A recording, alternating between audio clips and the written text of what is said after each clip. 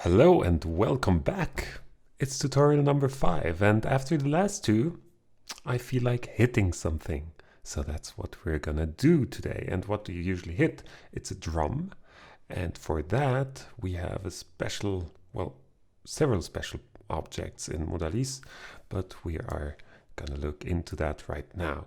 How that works is, in principle, you have a membrane, it's called in Modalys. There is a circular membrane, there is also a rectangular one, you can try out different ones. And usually as a hammer, to start, we will have a normal 2-mass object. So the small mass is gonna get connected here and hit the membrane. And the large mass is gonna be the one that we move.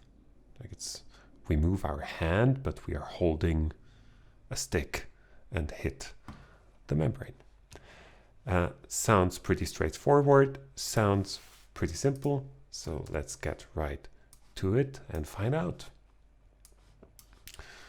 So we have the header as always, so new, and just for good measure in package list, there.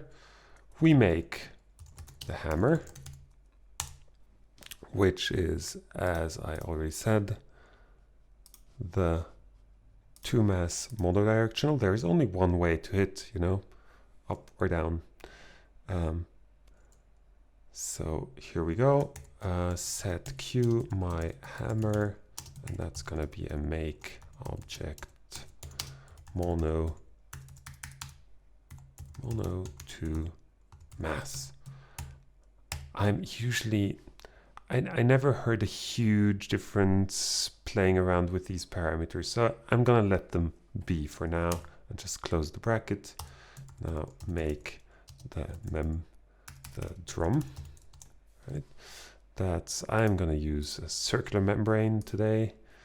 So set Q my drum, make object circ membrane, and this has several parameters, modes. I'm gonna let that be default for now. Radius 0.5, tension 1000, the surface density 0.25, the frequency loss 1, and the constant loss 1. Oops. Okay. Make. There we go. Seems fine. Yeah. And we can also set the pitch to my drum. And what you can use to control the pitch is the radius, the tension, and the mass. But beware, because they forgot to update this here. They right here at surface density in kilograms was named mass in older versions of Modalys. Because the thing is that if we type in mass now and say 70 Hertz, it's gonna put out an error, pitch adjustment parameter invalid for this object type. So it has actually changed there, right?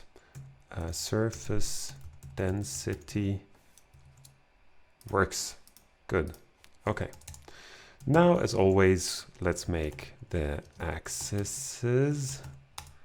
So I'm gonna go a bit faster today because by now we know how this is working, right? We have my hammer hitting there, I'm gonna call it, which is on the small mass. So make axis. And by now you also know where to find the documentation. My hammer, and it's a constant 1. Oops. There, and it's trans 0. And from now on, we can go a little bit faster. We have my hammer moving. That's what we are moving with an envelope on the large mass, which is at 0. And next we have the two set Q. Almost forgot. Q. My drum hit. I make axis my drum. And here what we write in is basically two numbers. So if you look here, so one number is from 0 to 1, completely independent of the radius you have in meters, from 0 to 1, from the middle to the edge to the drum. So this is like quarter the way to the edge, so it's not point middle, but quite more to the middle than to the edge. And 0 is basically the azimuth, the degree to which it is. So 90 degrees to the right is here. And so I'm gonna take these parameters actually. They sound pretty reasonable. Normal, and the axis type is called normal on these objects. We're gonna have this once more, just with another name, my drum listener, and we're gonna put in 75 and 90. That seems to work, and now we can go over to make the connections. The connections that we can use. So the most forward, the most simple ones is basically force, position, and strike. Strike is a very simple one. So as the name says, it's striking the object. And they write actually here, note that the strike connection is identical to the pluck connection, except that there is no release when the plectrum hammer pushes too far. So that's good to know. So basically, the only thing we need is make connection strike. We're going to tell the, so we are hitting with the my hammer hitting axis, and its starting position is at 0, or initial position at 0.1, and we are hitting the my drum hit axis on the membrane, which is at 0, and that's it. Oops, there. Now we can just make our normal connection position of the my hammer moving. So we just move the hammer, as we already have done several times. Make a controller envelope 1. Oops, I'm gonna make this a little bit larger for us not to get confused. So let's say at 0 we are at 0.1, and at time 0.1, so after 100 milliseconds, we are at minus 0.1. And that should be enough, because we are in the virtual realm of Modalys. It's not quite as dramatic as quantum physics, where something moves through but the object is still there. But you can imagine it a little bit like that. The object is there, the axis moves through, so it hits it, but it's not like this physically prevents the two mass object from going through. It's just the type of the strike axis. So let's listen to it. Make output synthesize. So make point output. That's my drum listener. And run for, let's say 4 seconds, and play. There we go. If I move it back, you will hear 2 hits. So if I put here 0.2 and move it back to 0.1, yeah, it's very short after another. But if I maybe 5 and 1, yes, now it's even 3 strikes. So sometimes it does strange things, but yeah, you see what I mean. There. So let's stay simple for now. But we can go more simple if we use the force connection. And what they even write is, force should be used whenever possible. Its primary advantage is that it's by far the least expensive of the 3 functions in terms of computation, but also it's often the most gentle way of doing things. We want to be gentle. For instance, a sudden change in position or speed will often result in a harsh and unnatural effect. We have that here. We have this little click sound at the beginning, which is not so nice. But if we use force, there is also quite a bit that we don't need anymore. So we can comment out the hammer. We can therefore comment out the 2 hammer axes. We can comment out the strike position. We are gonna change that. We are also gonna comment this out and make some changes. So the only thing we need now, I'm gonna put it here still in the connections, is make connection force. And the force needs only 1 axis. That's actually my drum hit. So we exercise force directly on the drum, on the membrane. So my drum hit. And the force controller, we can put in actually what we have here. I can just do probably this. Oops.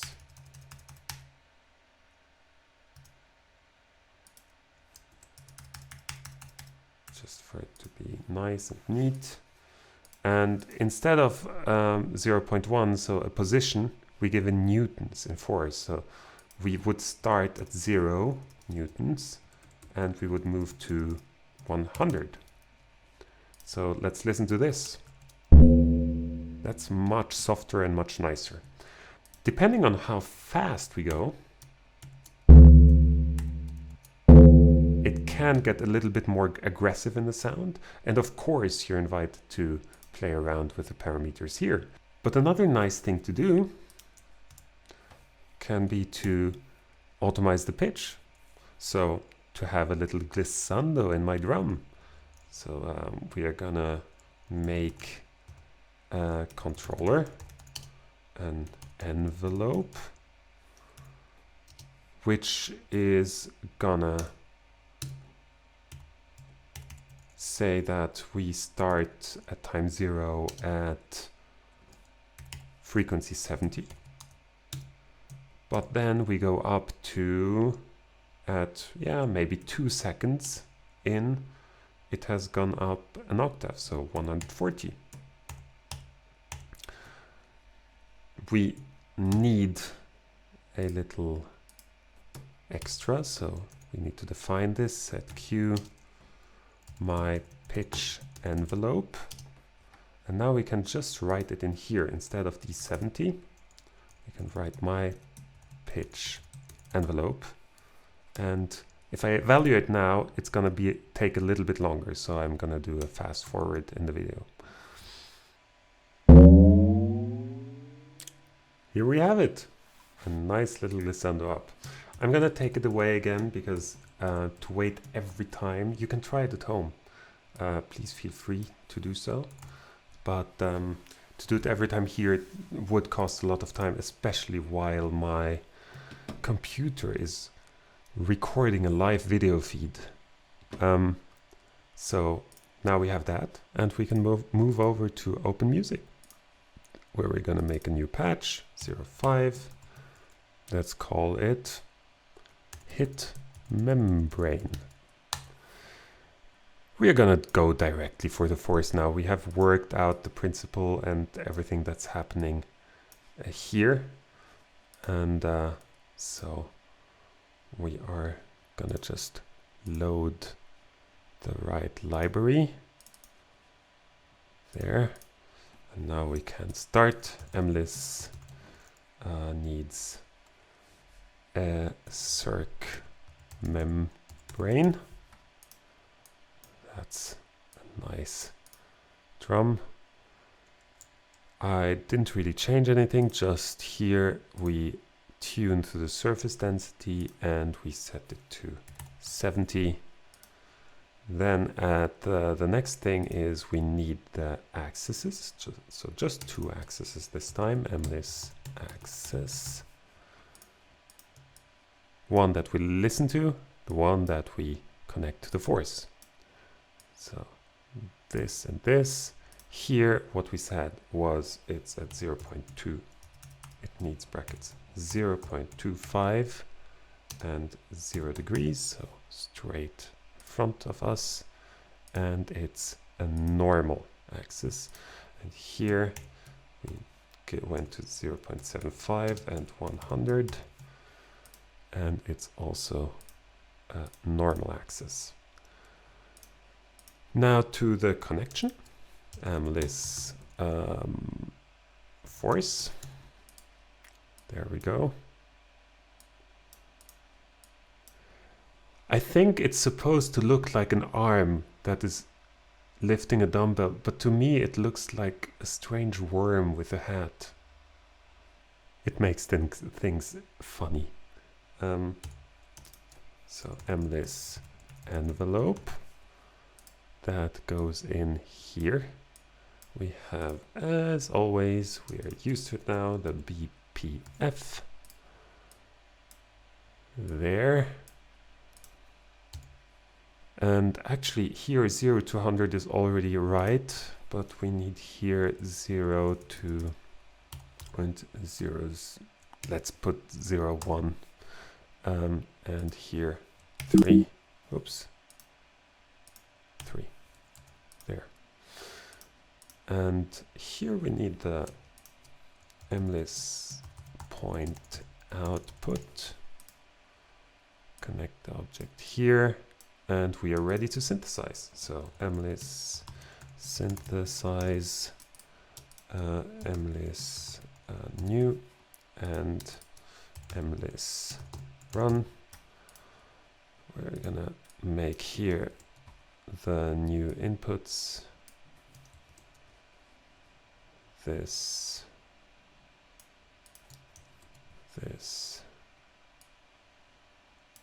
and this. It's gonna run for 4 seconds. We just attach the sound there, and we are ready to synthesize. And there we go. We have it.